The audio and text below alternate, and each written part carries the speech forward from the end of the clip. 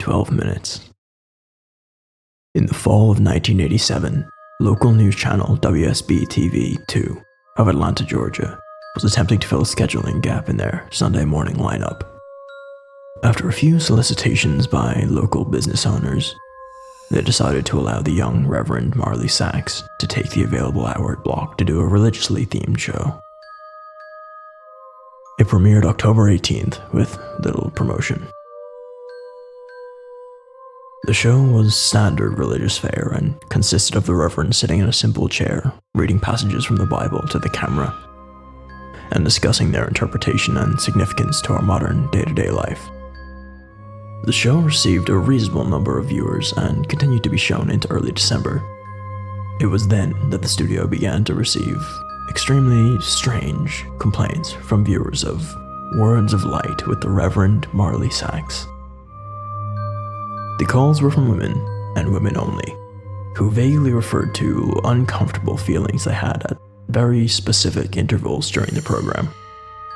They described feelings of nausea, back pain, dizziness, and blurred vision.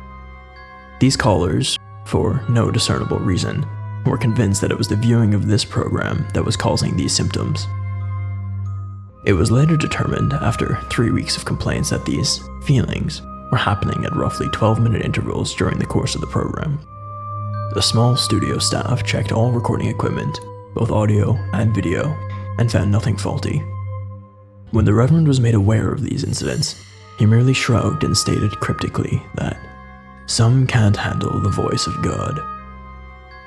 The head of the studio, at a loss to explain the cause of these complaints, decided to continue running the program.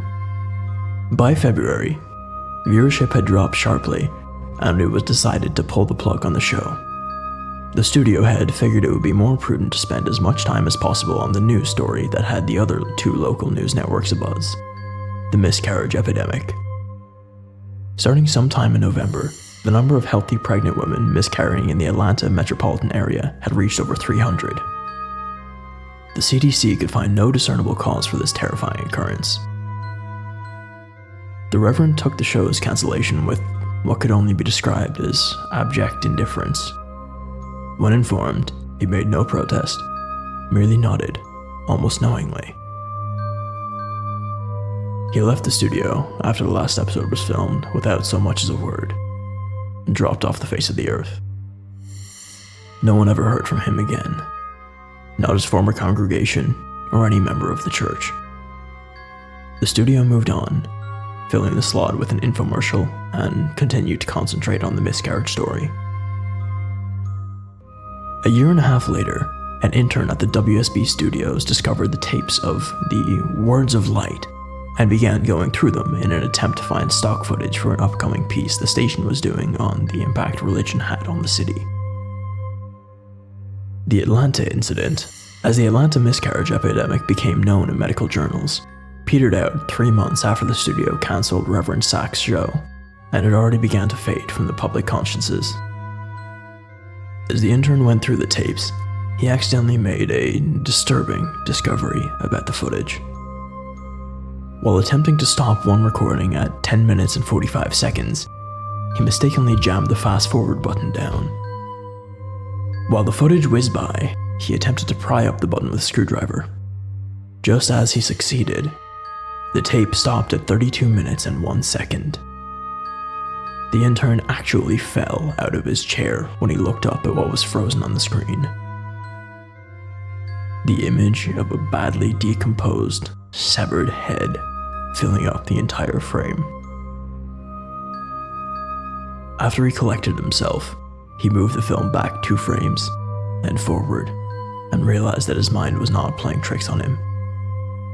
He began going through the rest of the recording, and soon discovered that at exactly 12-minute intervals, the image would appear for 1 frame. Thinking it was some practical joke being played on the new guy, he presented it to one of the film technicians, ready to be mocked. The technician was just as puzzled as him. No one had touched the footage since the cancellation of the show. After the studio had closed for the night, the intern convinced the tech to help him go through all the tapes of the Words of Light.